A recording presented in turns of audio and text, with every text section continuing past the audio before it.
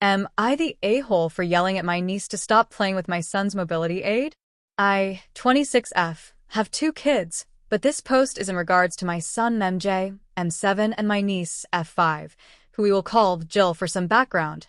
My son has some mobility issues that make it extremely hard for him to walk on his own. He uses a walker in most cases, but at home he uses something we call his scoot-around that his doctor had made epically for him. MJ can sit on it and use his legs to push. It has wheels on the bottom and looks kinda like an elephant. I hope this description makes sense. It helps him strengthen his legs, is fun, and also helps him zip around the house easier. Yesterday my sister and her kids were over and playing with my son. I noticed Jill on the scoot-around and asked her to please get off as it isn't a toy, it's to help MJ walk. My son says, "It's okay, Mom."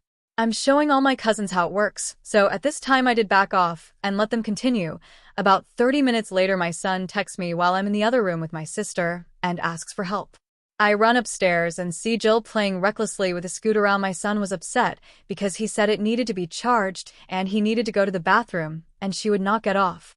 I helped my son to the bathroom first, and when we came back I did ask Jill twice nicely to get off and she refused and whined. I did end up raising my voice at her, which made her leave it alone.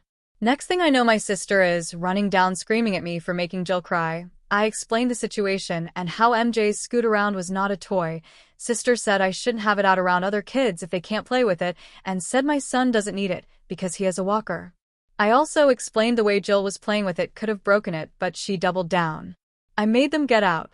My nephews were supposed to stay over with MJ, so I asked if it was okay for them to still stay, and my son said yes, but that Jill had to leave.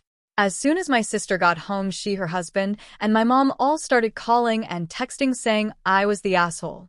My husband is on my side, but nobody else is, so ick. Am I the a-hole?